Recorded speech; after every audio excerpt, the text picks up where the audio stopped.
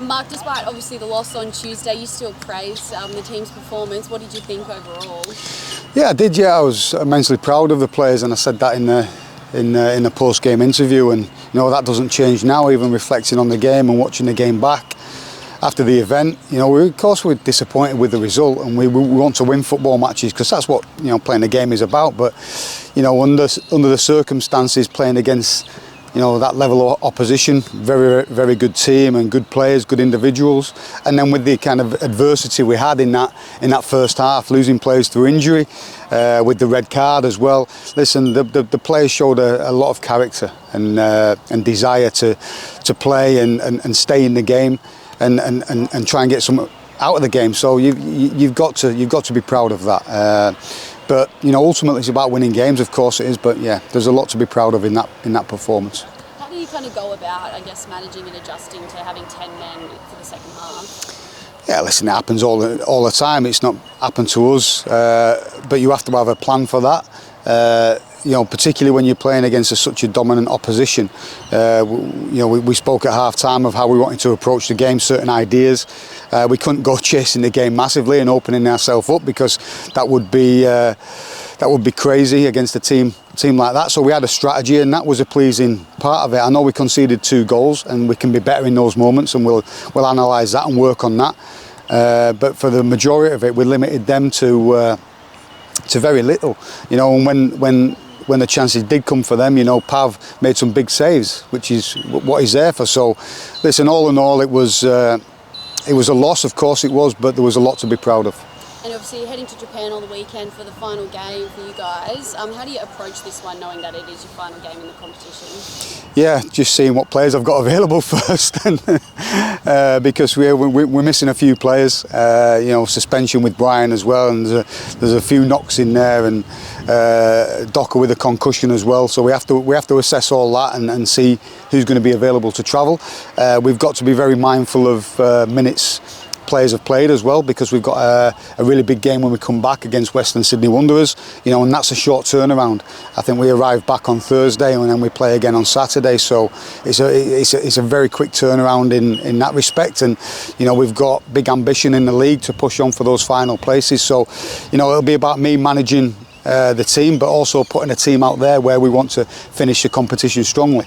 We know we're going to come up against a really formidable opponent again in Kawasaki, and they're up there in the league. I think they've won the last 4 games in the Champions League, flying high in this competition. So it's going to be a tough ask, but again, I'll be asking for that level of commitment from the players, and for sure it'll be opportunity for some players to showcase their talents and push for a place when we get back in the A-League.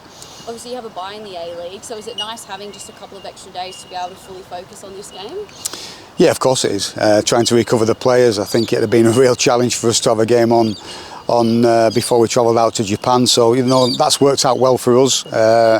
Ultimately it gives opportunities for other teams in the A-League to probably bump ahead of us a little bit, but we're fully focused on what we need to do. And listen, the first game is a Kawasaki game in Japan, and we have to navigate that. But then we have kind of one eye on the Western Sydney Wanderers game, which is a big game for us. You spoke a little bit about the boys that had to come off through injury. Have you got any updates on how they've pulled up? Obviously today's first day back in. Yeah, like I said after the game, I'm hoping Trent's not too bad and he'll be available for Western Sydney Wanderers. Ryan's obviously suffered a big upper body injury there on his shoulder. So we think that's going to require surgery, and that's probably him done for the season. So that's a massive blow for us. It's kind of been the story of our season this year. These kind of injuries, it's an injury where he fell on it, and you can't legislate for that. And then Docker, we've got to assess with the concussion protocol. You can never be you can't be too careful with these kind of injuries. So he'll be assessed by the doc, and if he's not fit to travel, we'll go through that protocol and adhere to all things relevant to that.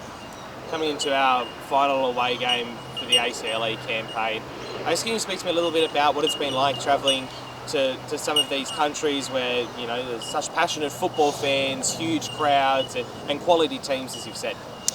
It's been an experience, and I said that after the game.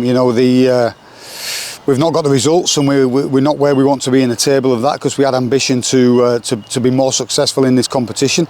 But what the team and certainly the younger players in the team as well have taken from this competition is you know, a lot of exposure to high level teams, high level individuals, and understanding kind of what it takes now to perform at that highest level.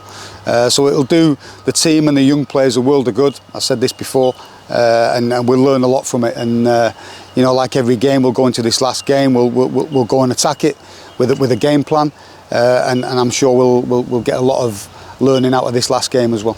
You spoke about it briefly there, but how valuable is it for especially as you said post-game, young Australian players to get exposed to the top line of Asian talent in the Champions League and coming up against them, you know, obviously someone like Haynes starting in centre and midfield against players with vast experience? Yeah, again, he'll take a lot from that. You know, our young players are growing every game. You know, whether that's in the A-League or whether that's in the Champions League, they're developing every game, and that's been a success story for us this season. Yes, at times this year, young players have had to be exposed probably quicker than we wanted due to injuries and, you know, different situations. But with that has come an element of growth from them players.